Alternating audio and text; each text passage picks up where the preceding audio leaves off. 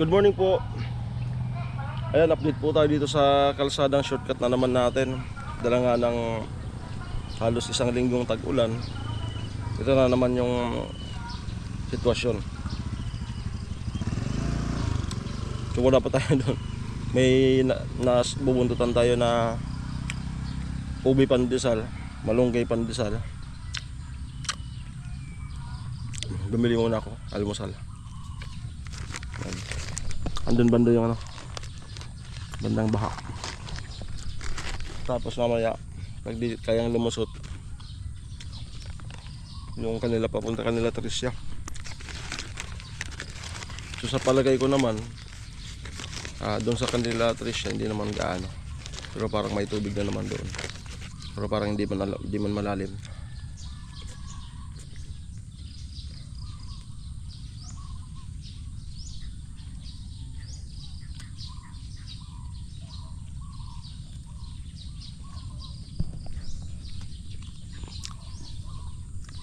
Sarap pakinggan ng mga huni ng mga ibon.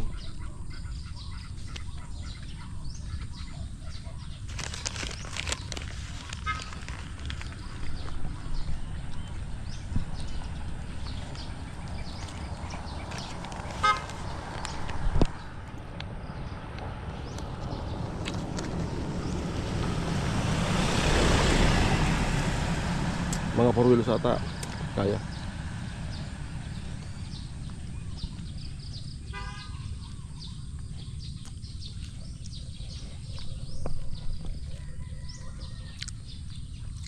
Ubusin ko muna to.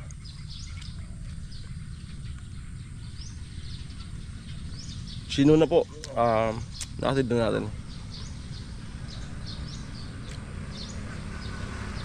School.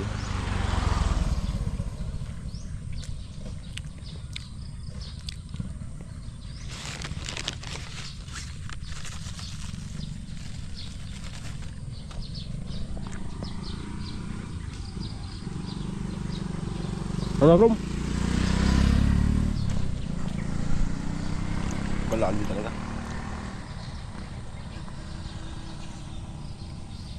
Mga 3 araw. Pag hindi na mag-ulan. Okay na. Ayan, hindi nakaabante itong 4 wheels. Umikot yung 4 wheels, hindi talaga kaya.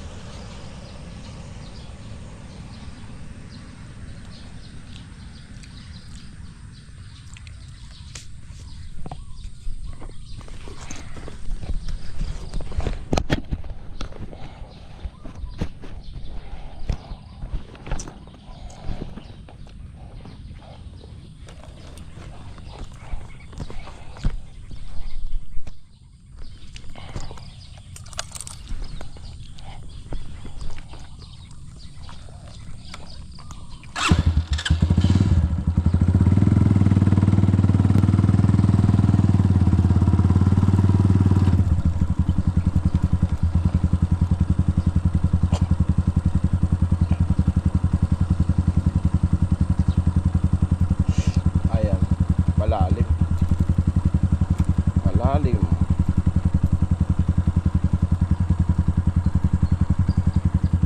Ayan po ang sitwasyon. Ang bilis lang. Parang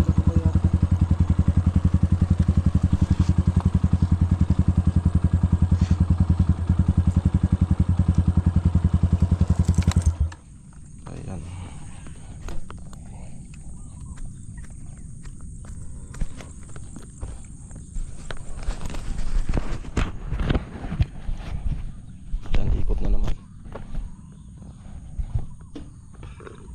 Ang dali ko pagrarumay. Pero pag di man nag-uran, nagkuha na. Udah nakakaasa ba? Udah. Ayan. Sariwa. Yung mga buhay pa. Karpita. Dugong.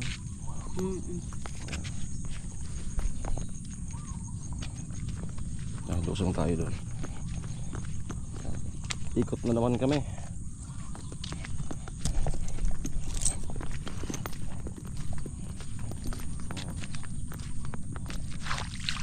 Good morning.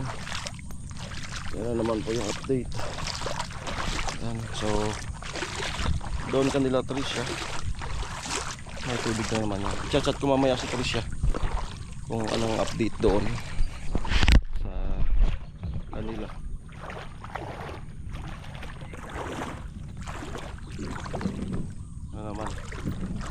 Ano naman tayo.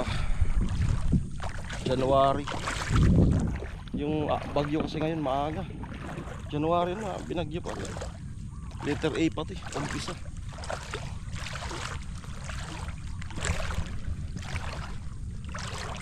Pero ano, pa-summer na to. Pa-summer na.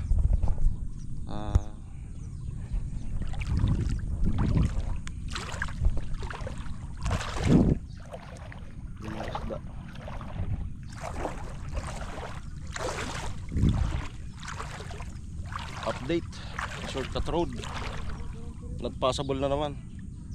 Ayan, doon yung ano, may barricade doon. So salamat sa LGU kasi naglalagay sila ng warning device, which is ano naman talaga nila responsibility.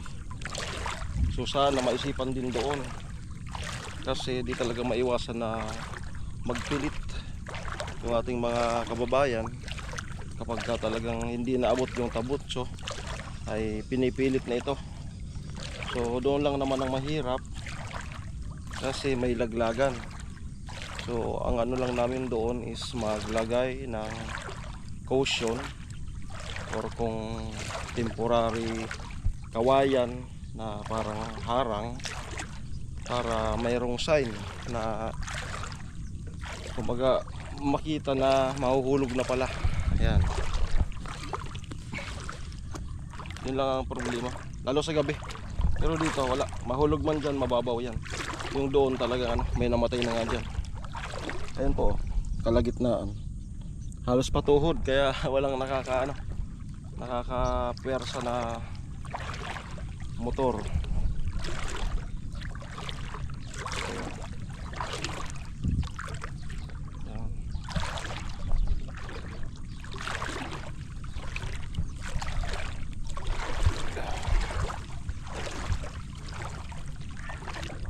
Tinitingnan natin yung ano, gitna ng kalsada doon sa dulo para identify natin kung hulog na tayo.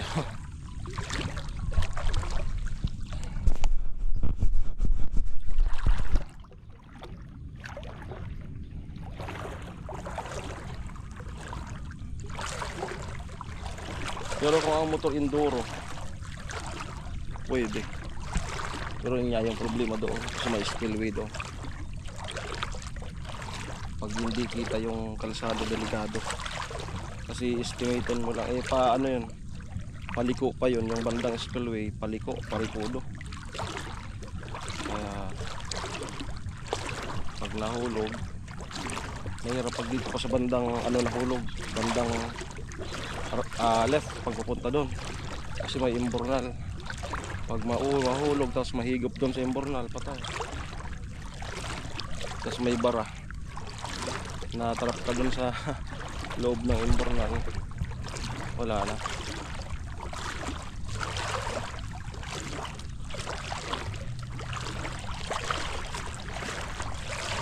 May namatay na dyan yung teacher namin sa kung saan ako nag-aral ng high school.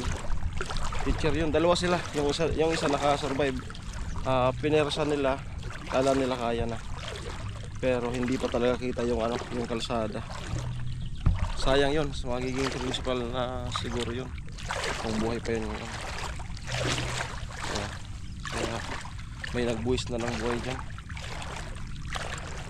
pero hindi pa rin linagyan ng warning device kahit temporary barandelya.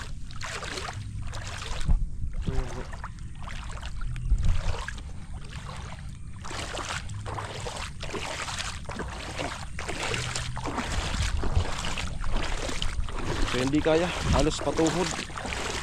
Halos patuhod yung ano. Pahirapan na naman yan. Pupunta sana ako doon sa bahay. Meron akong kukunin na yung maliit na kaldero doon. Kasi yung linulutuan namin kawali. Doon nagsasaing sa kawali. Yan, buti na lang natuto tayong mag saing. Hi, good morning. Baha na naman. Ha? Baha na naman. Oo. Laki ng ibon, no? Parang agila.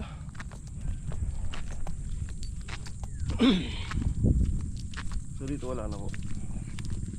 Pero kung may nag-comment nga kung iparehas to sa boulevard, kaya naman eh.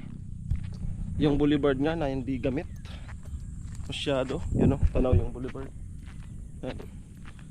Nataasan nila ng halos lagpas isang palapag yung taas dito pa.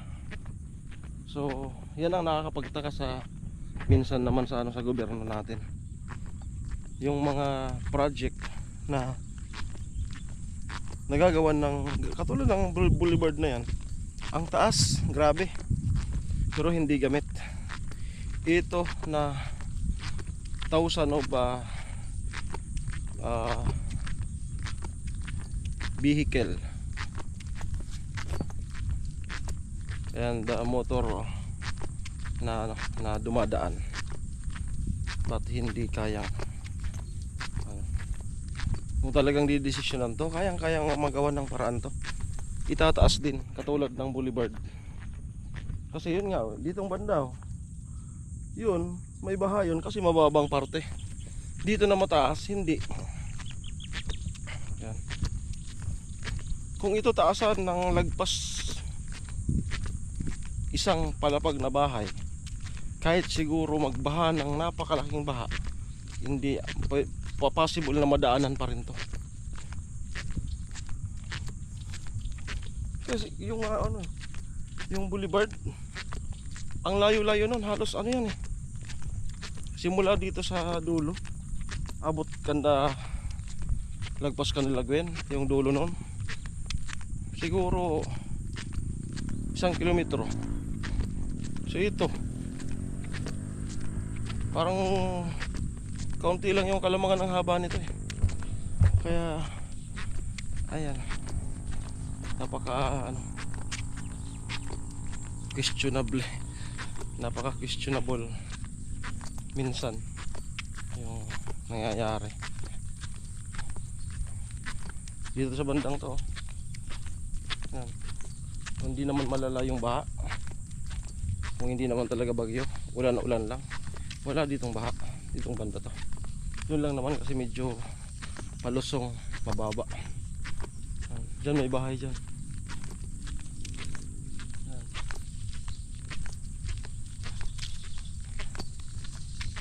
So doon banda may pa doon, naabutin natin. Kaya pa naman, hindi pa naman masyadong mainit. May baha pa dito eh. Gawa tayo ng vlog. Diretso na natin to. 13 minutes. Yan.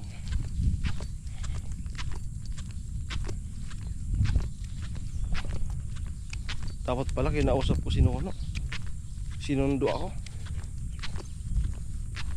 Nakarin ko na lang. Sinundo ako dun sa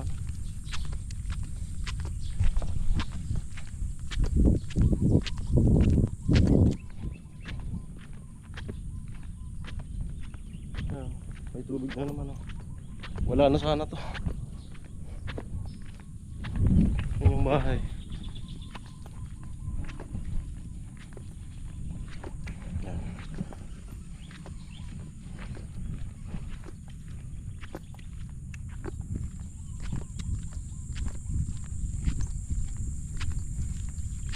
Hala, patay. Umiinit na. Lang. Wala tayong dalang tubig.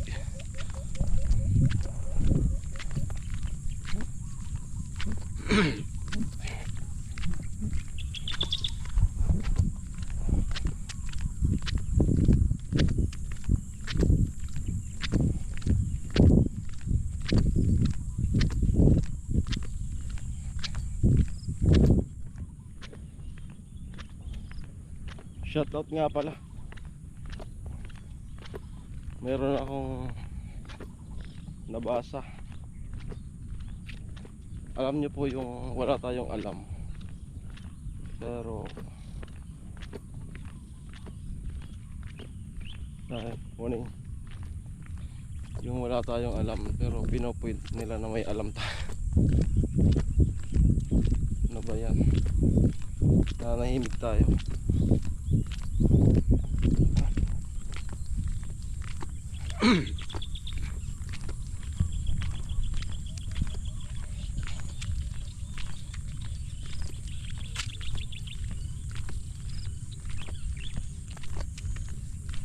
Alam nyo yung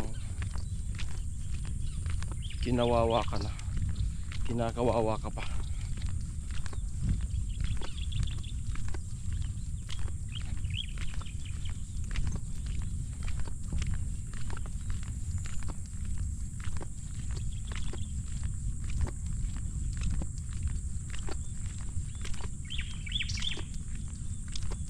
Ito na po, yan. Ito yung pangalawang baha. Sumunod doon, spillway. Pero malayo na yon. Anong oras na? Medyo may kalayuan na kasi yun. Ano kaya kung puntan natin?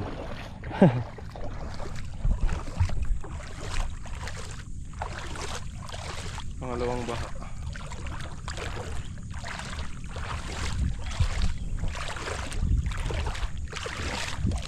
Nakatakot kung may ahas. Malabo pati yung tubig. Ayan. Ayan, so yan na po. Doon sa dulo, spillway doon. Parang may sumasagi sa isip ko na. Mahirap po, may ano. Hindi ko makita, baka may patawid na ahas. Madali tayo. Malabo yung tubig. Mahirap na.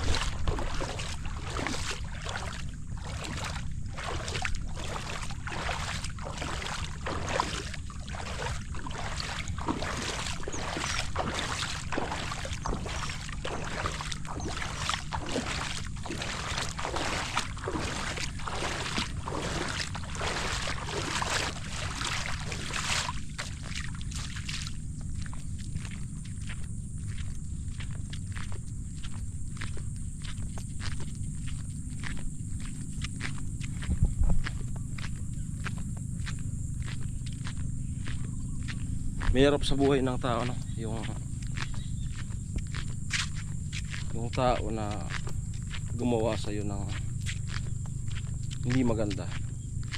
Siya pa yung pa-victim.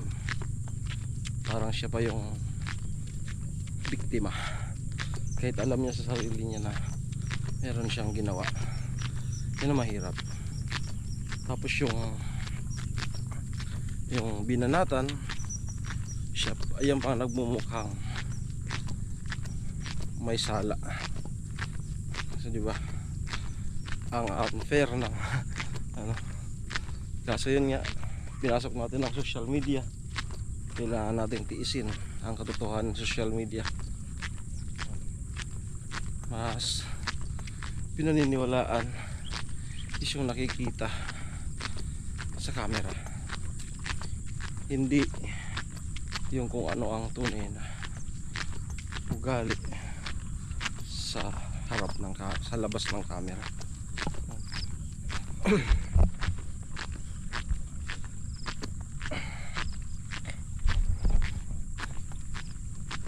Basta sige lang, alam mo pa naman na marami-rami pa naman ang nagmamahal sa atin, maniniwala.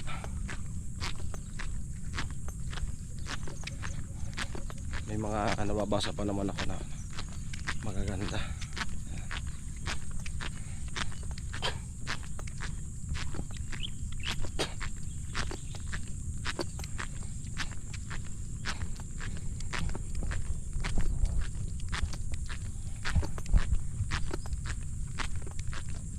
Hindi na ako tumuloy doon. Si tatay nagbabangka. Dapat pala tinimbrihan ko yung kapatid ko para nag-abutan kami.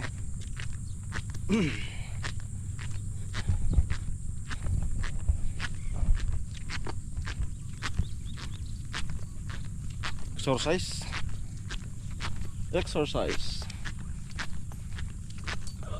Oh. Tut tut tut tut tut.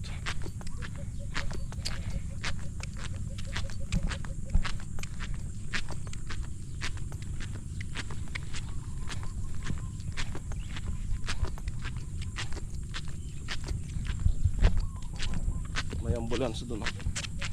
Okay, ilang minuto na? 21 minutes. May ambulance doon.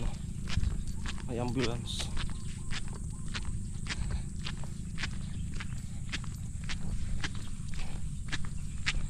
Okay, siya naman po. Update. Hindi na naman po possible yung aming dinadaan ng shortcut road papunta doon sa barangay ko, papunta sa kabila ng bato. So maraming salamat.